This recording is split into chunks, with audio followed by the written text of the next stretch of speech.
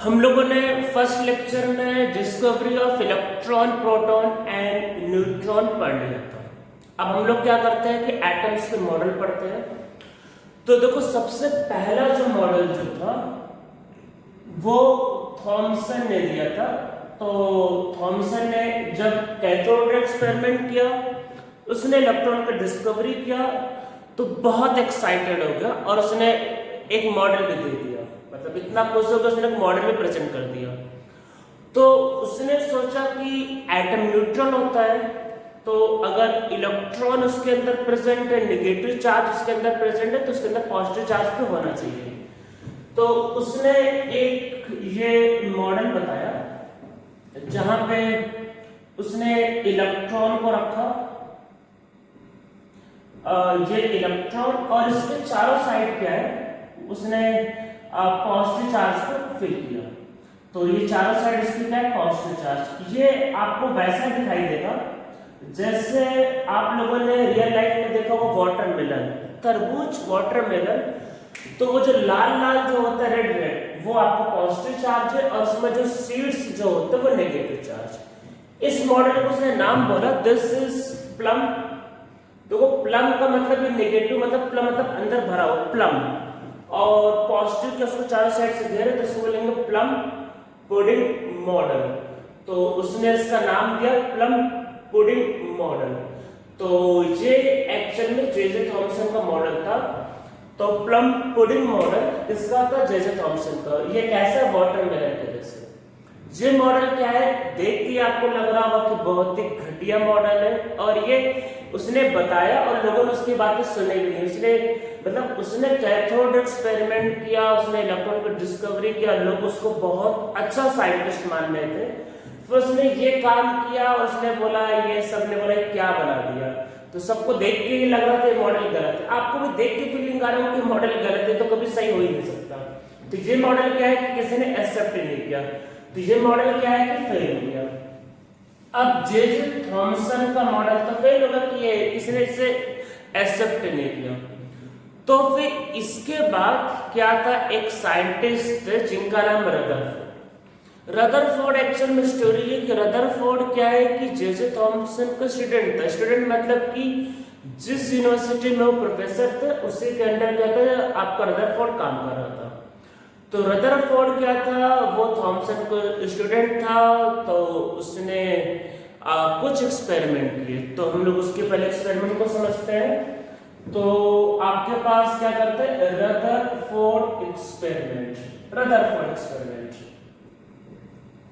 इस एक्सपेरिमेंट को हम लोग कुछ करने के पहले हम लोग समझ लेते हैं अल्फा पार्टिकल। तो देखो, होता क्या है कि एक पार्टिकल है जिसका नाम है अल्फा, और ये होता क्या एक्चुअल में। तो अल्फा पार्टिकल के बारे में पहले कुछ चीजें लिख लेते हैं। ये इसका सिंबल है। तो अल्फा पार्टिकल, अल्फा पार्टिकल, इस पे जो चार्ज होता है, इस पे चार्ज होता है +2 का चार्ज होता है, और मास कितना होता है 4mu। तो 4mu का मास, तो +2 का चार्ज होता है और 4mu का मास होता है। ये कैसा होता है, जैसे आपके पास अगर हीलियम है, तो आप हीलियम में से इलेक्ट्रॉन को निकाल लो बाहर, तो जो न्यूक्लियस बचेगा, न्यूक्लियस वो होगा अल्फा। तो ये क्या होता है, हम लोग इसको क्या बोलते हैं, कई बार ये आपके पास क्या है, ये आपके पास है न्यूक्लियस ऑफ हीलियम। तो हीलियम का न्यूक्लियस मतलब ये, इसको हम लोग कैसे बोल सकते हैं कि देखो, हीलियम में क्या होता है, 2 इलेक्ट्रॉन, 2 प्रोटॉन और 2 न्यूट्रॉन। आप इलेक्ट्रॉन को बाहर निकालो तो उसका न्यूक्लियस पे देखो +2 का चार्ज होगा, मास होगा 4। तो यहां हम लोग इसको क्या बोलेंगे, ये आपके पास क्या है, डबल चार्ज हीलियम। मतलब ये क्या है, He+2 हीलियम। तो अल्फा पार्टिकल का मतलब समझ में आया होगा, जिसका चार्ज होता है 2 का मास होता है 4mu, या फिर मास 4 होता है। ये न्यूक्लियस ऑफ हीलियम होता है, या फिर डबल चार्ज हीलियम। तो ये आपके पास होता है आपका अल्फा पार्टिकल। तो मैंने एक्चुअली ये क्यों बताया, क्योंकि रदरफोर्ड ने क्या है कि अल्फा पार्टिकल का यूज किया। फिर उसने एक एक्चुअल में एक शीट का यूज किया। आपका जो उसने शीट जो बनाया वो किसका बनाया, उसने बनाया एक्चुअल में गोल्ड, मतलब गोल्ड को समझ लो, गोल्ड फॉइल बनाया, फिर गोल्ड का क्या बनाया, एक उसने शीट बनाया।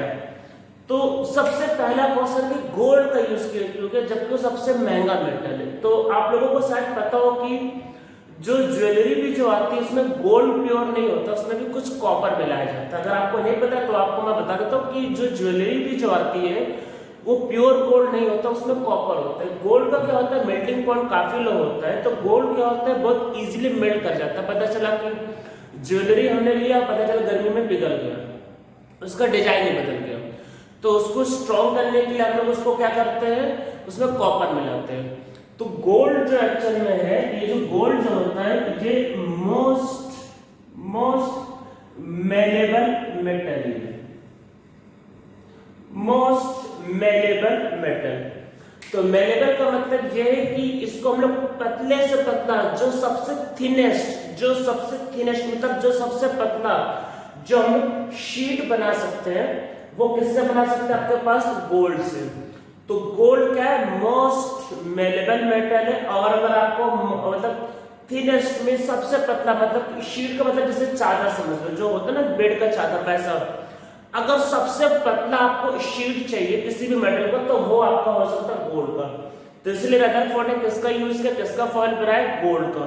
तो गोल्ड क्या, गोल्ड आपका मोस्ट मेलेबल मेटल आपके पास होता है वो। तो अब एक्चुअल में क्या है कि आपके पास ये जो गोल्ड जो था उसका उसने क्या शीट बना लिया। अब देखो उसने फिर क्या किया एक्चुअल में, तो ये एक पीछे स्क्रीन है, किसका स्क्रीन है, ये स्क्रीन है जिंक सल्फाइड का। मतलब जिंक सल्फाइड में क्या होता है कि जब भी कोई पार्टिकल गिरता है, चाहे वो कैथोड, चाहे वो एनोड, चाहे वो अल्फा, उस पर लाइट ग्लो करती है। ठीक, उसने जिंक सल्फाइड के पीछे स्क्रीन लगाया और यहां पे उसने क्या है कि गोल्ड का एक फॉइल समझ लो, या गोल्ड का एक शीट लगा दिया, उसने लगा दिया एक्चुअल में। या आप ऐसे समझ लो कि ये कुछ वैसा है जैसे आपके पास कोई मिरर है, मान लो मिरर, एक मिरर नहीं था कौन को, मान लो मिरर ऐसा, और उसके सामने उसने चादर लगा दी, मतलब तो ऐसे समझ लो उसने एक ऐसा एक स्क्रीन बना दिया, ऐसे ये ऐसा उसके सामने चादर लगा दी ऐसा, और उसने फिर एक्सपेरिमेंट को ऑन किया। तो अब देखो एक्सपेरिमेंट में पहले देखते कि उसने क्या क्या चीजें ऑब्जर्व की और फिर उसने क्या क्या कंक्लूजन दिया। पहले ऑब्जर्वेशन लिखेंगे, फिर उसमें कंक्लूजन। तो देखो अल्फा पार्टिकल का ध्यान रखना, मास बहुत ज्यादा है, मतलब बहुत हैवी पार्टिकल है वो, और उस पर चार्ज भी पॉजिटिव चार्ज, मतलब बहुत हैवी पार्टिकल है और बहुत हाई स्पीड से भेज रहा है। तो ये जो एक्सपेरिमेंट में उसने क्या देखा कि जब उसने मान लो यहाँ पे ये अल्फा गन का मतलब कि अल्फा को बहुत हाई स्पीड में उसने भेजा, अल्फा गन। तो यहां से वो क्या करता है, अल्फा को भेजता है मान लेते हैं। तो उसने क्या क्या चीजें ऑब्जर्व किया, तो इसको लिख लेते हैं ऑब्जर्वेशन। तो मैं कुछ ऑब्जर्वेशन बता रहा हूं, सब लोग उसको नोट कर लो। तो पहले ऑब्जर्वेशन लिखेंगे, फिर उसका लिखेंगे कंक्लूजन। उसने क्या क्या कंक्लूड किया। पहला observation, most of the alpha particle travel in straight line without any deflection. तो उसने क्या ऑब्जर्व किया कि most of the alpha particle straight line में ट्रेवल करते हैं विदाउट एनी डिफ्लेक्शन। ठीक है, पहला पॉइंट। सेकंड पॉइंट लिखते हैं, some of the alpha particle were deflected by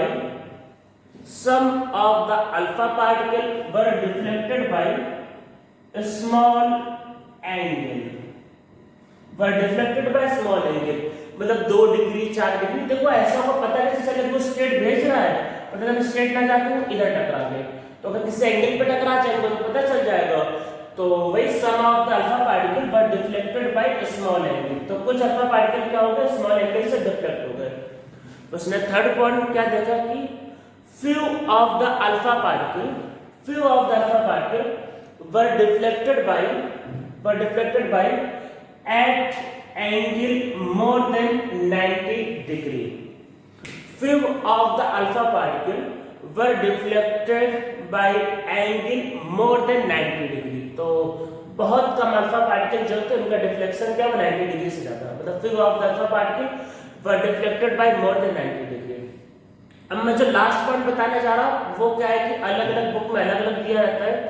कुछ लोग ऐसा कहते हैं कि 10,000 में से एक अल्फा पार्टिकल वापस आए, कुछ लोग कहते हैं 20,000 में से एक अल्फा पार्टिकल वापस आए। ये कोई फिक्स नहीं है और ये आपसे कोई पूछ भी नहीं सकता, पर नॉर्मली ऐसा माना जाता है कि 20,000 में से एक अल्फा पार्टिकल वापस आए। तो वही लिख लेते हैं कि one out of the 20,000 alpha particle were deflected at angle by 180 degree. ठीक है, समझ में आया?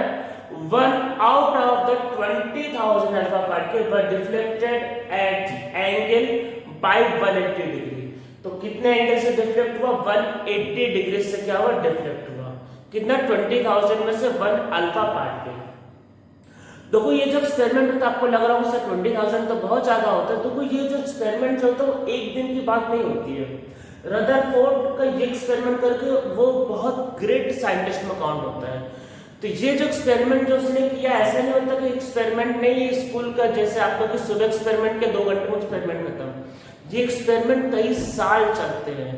तो आप ऐसे समझ लो कि एक दिन में रदरफोर्ड ने टारगेट किया कि मैं 200 अल्फा पार्टिकल भेजूंगा। अरे मान लो कि एक मतलब अगर आप आराम सोचो कि 1 मिनट में अगर एक भेजता तो 1 घंटे में 60 भेजेगा और 3 घंटे में तो आराम से 180 भेज देगा।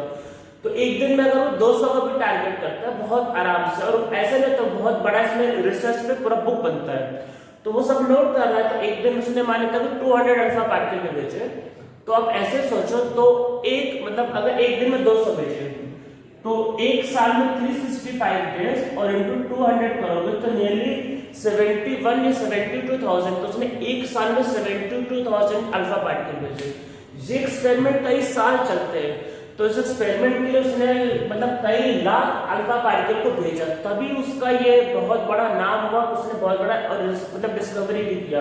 तो अब ये मैं सोच रहा कि 20,000 सर कैसे भेजे? उसने एक्चुअली में कई लाख अल्फा पार्टिकल भेजे। और ये क्या था? अभी तक हमने क्या लिखा? उसका ऑब्जर्वेशन।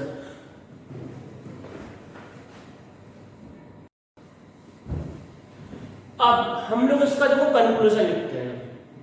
तो देखो इसको कंक्लूजन क्या था? देखो पहला पॉइंट लिखते हैं कंक्लूजन, मतलब उसने क्या क्या चीजें कंक्लूड की। कंक्लूजन मतलब पहले तो उसने कुछ चीजें देखा तो अब उसने क्या कंक्लूड किया, मतलब इसने कई साल रिसर्च किया, एक्सपेरिमेंट किया, फिर उसने क्या क्या चीजें सोच के लिखा।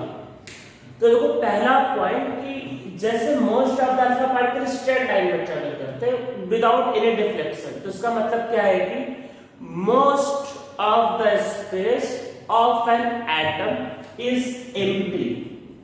Most of the space of an atom is empty या फिर वैकेंट। तो पहला पॉइंट क्या है कि मोस्ट ऑफ द स्पेस जो किसी भी एटम में होता है वो क्या एम्प्टी है या फिर वो वैकेंट है। ठीक है, इसका क्या था पहला पॉइंट। फिर उसने देखो दूसरा पॉइंट क्या बोला कि अल्फा का चार्ज देखो पॉजिटिव होता है। अगर वो डिफ्लेक्ट हो रहा है तो इसका मतलब ये है कि जो भी मतलब आपके पास पार्टिकल है, मतलब देखो पहली बात तो अल्फा का मास 4 है। तो अल्फा अगर किसी से टकरा के डिफ्लेक्ट होता है तो इसका मतलब ये है कि मोस्ट ऑफ द मास क्या है किसी भी एटम पे किसी पॉइंट पे लोकेटेड होते हैं। और क्योंकि डिफ्लेक्शन बहुत कम पार्टिकल का होता है इसलिए उसका जो साइज होगा बहुत स्मॉल होगा। तो इसमें सेकंड पॉइंट लिखते हैं कि most of the mass of an atom is located at one point only and this point is known as nucleus। उसने ही न्यूक्लियस वर्ड को यूज किया। तो उसने बोला ये एटम के सेंटर पे होता है इसलिए उसने बोला न्यूक्लियस ही है। तो उसने बोला कि जो भी एटम होता है उसका मोस्ट ऑफ द मास एक पॉइंट पे लोकेटेड होता है और उस पॉइंट को उसने बोला कि दिस पॉइंट इज न्यूक्लियस। अब देखो अल्फा पे चार्ज पॉजिटिव होता है और अल्फा अगर न्यूक्लियस से टकरा के इधर उधर जा रहा है इसका मतलब कि न्यूक्लियस का चार्ज भी पॉजिटिव होना चाहिए। अगर न्यूक्लियस का चार्ज नेगेटिव होता तब तो जाके चिपक जाता, पर ऐसा तो हुआ नहीं। अल्फा तो उससे टकरा के या तो वापस आया या तो टकरा के इधर गया। तो टकरा के अगर इधर उधर जा रहा है इसका मतलब कि न्यूक्लियस का चार्ज पे भी क्या है पॉजिटिव। तो इसमें नेक्स्ट पॉइंट लिखते हैं कि as alpha is deflected so charge of nucleus must be positive। तो न्यूक्लियस का चार्ज क्या होना चाहिए? पॉजिटिव होना चाहिए। तो अब कई बार लोगों के मन में डाउट आता है कि सर मतलब ऐसा भी तो हो सकता था कि जो इलेक्ट्रॉन है उससे टकरा जाता तब क्या होता। लोग मेरे से पूछते कि सर इलेक्ट्रॉन तो नेगेटिव चार्ज उससे टकराता तब क्या होता। तो चलो पहले हम लोग ऐसे समझते हैं, एक एग्जाम्पल समझते हैं। इलेक्ट्रॉन का मास 9.1 इंटू 10⁻⁻31 kg, मैंने ये पहले बता रखा है, ये इलेक्ट्रॉन का मास। और अल्फा का मास है 4 MeV, और 4 MeV का मतलब है 1.66 इंटू 10⁻⁻27 kg, ठीक है। तो अगर आप अल्फा के मास से इलेक्ट्रॉन के मास को डिवाइड करोगे, तो अगर आप डिवाइड करके देखो तो अल्फा के मास को देखो 4 इंटू 1.66 अपॉन 9.1 इंटू 10⁻⁴, आप डिवाइड करके देखो तो ये अप्रोक्सीमेटली क्या होता है, ये अप्रोक्सीमेटली 7200 के आसपास है। आप करके देख लो 72, 73, कुछ 7200 या 7300, आप करके देखना इतना आएगा। 7200 मींस अल्फा का मास इलेक्ट्रॉन से 7200 टाइम्स ज्यादा है। चलो एक एग्जांपल समझते हैं कि आपको लग रहा, आपको हो सकता है लगे तो क्या होगा। चलो एक एग्जांपल और समझते हैं। मेरे हाथ में एक मार्कर है, मार्कर का मास ज्यादा भारी नहीं, बहुत हल्का मार्कर है, 50 ग्राम होगा, 50 ग्राम, अरे 50 ग्राम ज्यादा नहीं, 50 ग्राम मान लो, 50 ग्राम, चलो 100 ग्राम मान लेते हैं, 100 ग्राम, ठीक है। मेरे पास एक मार्कर, इसका मास 100 ग्राम मान लेते हैं। चलो एक रूम में, इस रूम में ऐसा करते हैं, एक मच्छर हो रहा है, एक मच्छर हो रहा है, मच्छर 1 ग्राम तो नहीं होगा, उससे बहुत हल्का होगा, चलो 0.01 ग्राम मान लेते हैं। एक मॉस्किटो मच्छर है 0.01 ग्राम, और मार्कर का मास नियरली 100 ग्राम, ठीक है। तो दोनों में रेशियो निकालो, 0.01 ग्राम और 100 ग्राम, तो 10,000 का रेशियो आएगा। तो ये 7200 और 10,000। आप एक बस बात समझ लो पहले, ये मान लेते मार्कर है, मैंने इसको उठा के मच्छर को मारा, तब क्या होगा कि मतलब मच्छर से मार्कर टकराएगा, मार्कर इधर भाग जाएगा, मच्छर कुछ नहीं होगा। क्या ऐसा होने वाला है? आराम से सोच के बताओ कि एक मच्छर है, उसको मैंने मार्कर से खींच के मारा, तो मार्कर इधर भाग गया और बेचारा मच्छर को कुछ नहीं हुआ। ऐसा क्या हो सकता है? क्या होगा, मार्कर जब जाएगा तो मच्छर को इधर उधर फेंक देगा, सीधा निकल जाएगा, उसको कोई फर्क ही नहीं पड़ेगा। तो वही हो रहा है अल्फा और इलेक्ट्रॉन के साथ। अल्फा का मास बहुत ज्यादा है, इलेक्ट्रॉन का मास बहुत कम है। तो अगर अल्फा इलेक्ट्रॉन से टकरा भी गया तो उसको कोई फर्क ही नहीं पड़ेगा। अल्फा के सामने इलेक्ट्रॉन वैसा जैसे मार्कर के सामने मच्छर, तो मच्छर के जैसा है, उसको ऐसे मतलब फेंक देगा, उसके लिए कोई फर्क ही नहीं पड़ेगा। तो अगर वो इलेक्ट्रॉन से टकराता है तो कुछ फर्क ही नहीं पड़ेगा, बल्कि वो इलेक्ट्रॉन को लेके चला जाएगा बाहर। अरे इलेक्ट्रॉन को लेके बाहर चला जाएगा, मेटल पे तो पॉजिटिव चार्ज आएगा, कोई दिक्कत नहीं। मेटल पे पता है पॉजिटिव चार्ज होता है, पता ही होगा सबको। तो अल्फा इलेक्ट्रॉन को लेके बाहर चला जाएगा, उसको कोई फर्क ही नहीं पड़ेगा। तो अरे जैसे मान लो मार्कर है, उसको फेंका तो इलेक्ट्रॉन की अगर फेंक देगा, उसको कोई फर्क नहीं पड़ेगा। तो अगर अल्फा इलेक्ट्रॉन से टकराता भी है तो ध्यान रखना है कि अल्फा पे कोई फर्क नहीं पड़ेगा, क्यों? क्योंकि इलेक्ट्रॉन का मास न्यूक्लियस पर है। हाँ, पर न्यूक्लियस का मास बहुत ज्यादा, गोल्ड फॉइल है, गोल्ड का मास नियरली 200 के आसपास होते हैं। तो अब उससे टकराएगा तो बहुत मतलब मान लो कि मान लेते मैंने ये है और इस हमें डस्टर है, मैंने इसको फेंका तो क्या होगा, तो इससे टकरा के वापस आ जाएगा ना, क्योंकि डस्टर के सामने क्या मार्कर बहुत हल्का है, तो डस्टर से टकरा के क्या होगा, वापस आएगा। तो गोल्ड का जो न्यूक्लियस है करीब करीब उसका मास 200 है और इसका मास सिर्फ 4 है, तो सिर्फ 50 टाइम ज्यादा, तो इससे टकरा के वापस आ जाता है। तो याद रखना है कि मोस्ट ऑफ द मास क्या होता है, क्या बोला इसने कि एक ही पॉइंट पर लोकेटेड है और जिसका चार्ज क्या है, पॉजिटिव चार्ज है। तो ये इसका क्या था, कंक्लूजन था ये। अब उसने क्या है कि फिर एक न्यूक्लियस का, अब वही कि जैसे कि उसने न्यूक्लियस को जो साइज ऑफ न्यूक्लियस पे उसने एक फॉर्मूला बताया, तो हम लोग एक फॉर्मूला लिख लेते हैं साइज ऑफ न्यूक्लियस पे। तो वो फॉर्मूला एक्शन में क्या है, फॉर्मूला आपके पास क्या है, R0 a⁻⁴। ए इसमें क्या है, ए इज एटॉमिक मास, क्योंकि न्यूक्लियस जो होता है मास पे डिपेंड करेगा, और R0 का जो वैल्यू होगा जो होता है 1.2 इंटू 10⁻⁻50 मीटर, जिसको फर्मी भी बोलते हैं। तो ये मीटर में होगा, सेंटीमीटर में करना होगा, तो दिस इज 1.2 इंटू 10⁻⁻13 सेंटीमीटर। चलिए न्यूक्लियस का क्या होता है आपका साइज, तो आप ये फॉर्मूला लिख लो। हम लोग इस पे एक न्यूमेरिकल कर लेते हैं। जैसे आपको निकालना है साइज एल्यूमिनियम न्यूक्लियस।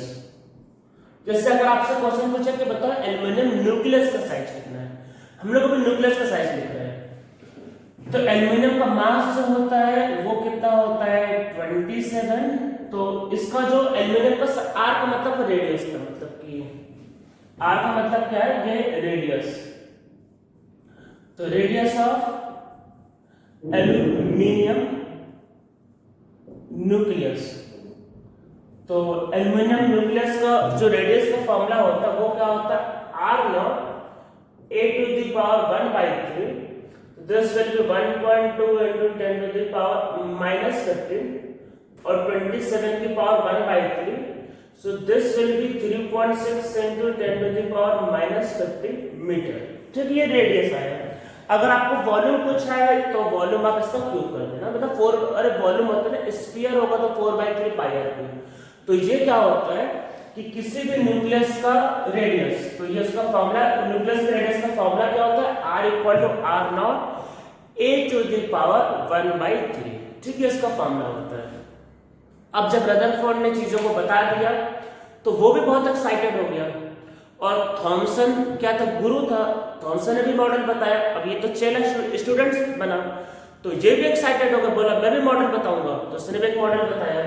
तो अब हम लोग क्या करेंगे, रदरफोर्ड मॉडल। तो जैसा गुरु वैसा चेला, तो उसने बताया मॉडल, तो ये बोला मैं भी बताऊंगा मॉडल, पर इसका मॉडल उससे काफी बेटर था। इसने बोला कि किसी भी एटम में मोस्ट ऑफ द मास एक ही पॉइंट पे लोकेटेड होते हैं। तो उसने बोला कि ये मास कहाँ लोकेटेड है, एक ही पॉइंट पे। उसने उसको बोला न्यूक्लियस, और बोला कि इसके अराउंड में एक सर्कुलर पाथ होता है, एक सर्कुलर पाथ, इसके अराउंड एक सर्कुलर पाथ होता है जिसको उसने बोला ऑर्बिट, और बोला इसी सर्कुलर पाथ में क्या होता है कि इलेक्ट्रॉन जो नेगेटिव चार्ज होता है इसी सर्कुलर पाथ में घूमता रहता है। मतलब ये न्यूक्लियस है, न्यूक्लियस पे चार्ज क्या होता है, पॉजिटिव चार्ज, और इसके अराउंड में सर्कुलर पाथ होता है जो होता है इलेक्ट्रॉन, और इलेक्ट्रॉन इस पे रिवॉल्व करते हैं। ये एक्चुअल में ये इंस्पायर कैसे हुआ, तो एक्चुअल में देखो ऐसा था कि उसके पहले तक सोलर सिस्टम को डिस्कवरी हो चुका था, वो उसी से इंस्पायर हुआ। देखो न्यूटन सब पुराने साइंटिस्ट, न्यूटन ने बोला कि एक अगर एक बॉडी है दूसरा बॉडी, तो दोनों दूसरे को अट्रैक्ट करते हैं, और बड़ी बॉडी की तरफ छोटा बॉडी गिर जाता है। जैसे मार्कर को छोड़ेंगे तो नीचे गिर जाएगा, क्यों, क्योंकि अर्थ बड़ा है और मार्कर छोटा है। तो बड़ी बॉडी की तरफ छोटा बॉडी, मतलब छोटी बॉडी क्या होती है, बड़ी बॉडी की तरफ गिर जाती है, मतलब छोटी बॉडी को बड़ा बॉडी खींच लेता है। तो क्या होता है, दोनों की फोर्स में ग्रेविटेशनल फोर्स होता है। पर जैसे सन मतलब बहुत बड़ा है, और अर्थ क्योंकि उसके अराउंड घूम रहा है इसलिए अर्थ नहीं गिर रहा। पर अगर मान लो सन के पास अगर अर्थ को आप रोक दो, अगर रोक दो, तो सन का क्या मास ज्यादा है, तो सन क्या होगा, अर्थ को अपने साइड खींच लेगा। मतलब सन का मास ज्यादा है तो अर्थ ऑटोमेटिक उस पर गिर जाएगा। कब गिरेगा, अगर अर्थ घूमना बंद कर दे तो। पर क्योंकि अर्थ घूम रहा है तो इस सब में शायद आप लोगों को पता हो कि इसमें कुछ सेंट्रीफ्यूगल फोर्सेस होते हैं जो बैलेंस हो जाते हैं। मतलब कि कुछ सेंट्रीफ्यूगल फोर्स होता है जो बैलेंस हो जाता है, कि मतलब समझो मैं बता क्या रहा हूँ कि जैसे वो इसी से इंस्पायर हुआ एक्चुअल में। उसने सोचा कि जैसे मान लो सन है, और अगर मान लो अर्थ को अगर आप रोक दो तो अर्थ गिर जाएगा। न्यूटन ने बताया कि ग्रेविटी लगता गिर जाएगा, पर क्योंकि अर्थ घूम रहा है तो उसमें क्या होता है कि जो ग्रेविटेशनल फोर्स होता है वो सेंट्रीफ्यूगल फोर्स से बैलेंस होता है। सेंट्रीफ्यूगल फोर्स अगर आपको नहीं पता तो आगे फिजिक्स में बताया जाएगा। तो ग्रेविटेशनल फोर्स का होता है, सेंट्रीफ्यूगल फोर्स बैलेंस होता है। तो वही सेम लॉजिक उसने यहाँ लगाया, बोला कि जो सेंटर पे जो प्रेजेंट है वो न्यूक्लियस है, मोस्ट ऑफ द मास इसी पे लोकेटेड है, पर इसका चार्ज क्या है, पॉजिटिव, इसका चार्ज नेगेटिव। अगर आपने इलेक्ट्रॉन को रोक दिया तो इलेक्ट्रॉन क्या होगा, न्यूक्लियस पे गिर जाएगा। तो ये गिरे नहीं, तो इसलिए उसने बोला कि इलेक्ट्रॉन लगातार न्यूक्लियस के अराउंड में घूमता रहेगा। तो उसने बोला कि एटम में क्या होता है, एक न्यूक्लियस होता है और उसके चारों साइड एक सर्कुलर पाथ में इलेक्ट्रॉन घूमता है। जैसे सोलर सिस्टम में क्या होता है, सन के अराउंड में प्लैनेट घूमते हैं, जैसे मरकरी, वीनस, अर्थ घूमता है। वैसे क्या होता है, न्यूक्लियस के अराउंड में क्या होता है, अलग अलग सर्कुलर पाथ में क्या होता है, इलेक्ट्रॉन घूमता रहता है। तो ये रदरफोर्ड का मॉडल था। वो रदरफोर्ड का मॉडल तो चलो ठीक है, उससे काफी बेटर था। उसने बोला न्यूक्लियस के अराउंड में इलेक्ट्रॉन घूमता है, पर फिर एक साइंटिस्ट थे मैक्सवेल, बहुत बड़े साइंटिस्ट थे। रदरफोर्ड अभी नया नया साइंटिस्ट बना था, थॉमसन कई स्टूडेंट था, नया नया साइंटिस्ट था, तो उसकी इतनी वैल्यू थी नहीं, मतलब नया नया साइंटिस्ट था वो। मैक्सवेल बहुत बड़े साइंटिस्ट, इन्होंने मतलब फिजिक्स के बहुत बड़े, जिन्होंने इलेक्ट्रोमैग्नेटिक फोर्स के बारे में बताया, बहुत बड़े साइंटिस्ट। तो मैक्सवेल ने क्या बताया कि अगर कोई भी चार्ज पार्टिकल अगर एसिलरेट होता है तो वो एनर्जी का लॉस करता है वो। तो मैं रिपीट करता हूँ, इनका क्या था लॉ, अगर कोई भी चार्ज पार्टिकल एसिलरेट होता है तो वो एनर्जी का लॉस करता है, ये इनका लॉ था, ठीक है। तो अब जो रदरफोर्ड मॉडल था वो मैक्सवेल के लॉ को सेटिस्फाई करता है। मैक्सवेल लॉ और डिटेल में फिजिक्स का टॉपिक है, तो हमको बस ये समझना है कि वो क्यों फेल हो गया।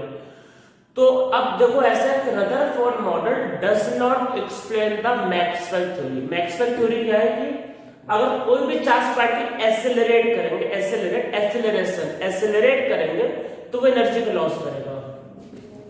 तो देखो न्यूक्लियस है और यहाँ पे इलेक्ट्रॉन, अगर इलेक्ट्रॉन घूम रहा है तो उसका लगातार डायरेक्शन बदल रहा है, और आपको पता होगा एसिलरेशन एक वेक्टर क्वांटिटी है, तो अगर लगातार इसका डायरेक्शन बदल रहा है तो इसका लगातार एसिलरेशन चेंज हो रहा है। तो अगर इसका लगातार एसिलरेशन चेंज होगा तो वो एनर्जी का लॉस करेगा।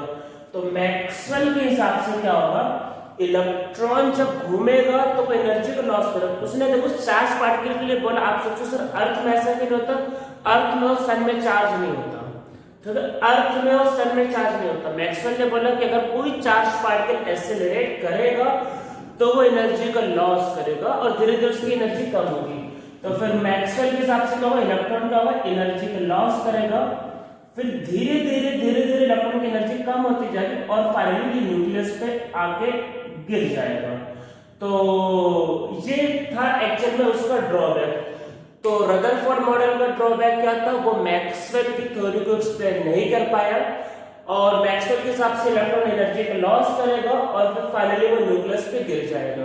तो मैक्सवेल के अकॉर्डिंग क्या था कि जो रदरफोर्ड का मॉडल था वो स्टेबल नहीं था, वहां पे सिस्टम कोलैप्स कर जाएगा, क्यों, क्योंकि इलेक्ट्रॉन जो होगा वो न्यूक्लियस पे गिर जाएगा। तो ये याद रखना है रदरफोर्ड मॉडल क्यों फेल हुआ, क्योंकि वो मैक्सवेल की थ्योरी को एक्सप्लेन नहीं कर पाया। बाद में रदरफोर्ड मॉडल को मैथमेटिकली नील बोर ने अपने मॉडल में प्रूव किया।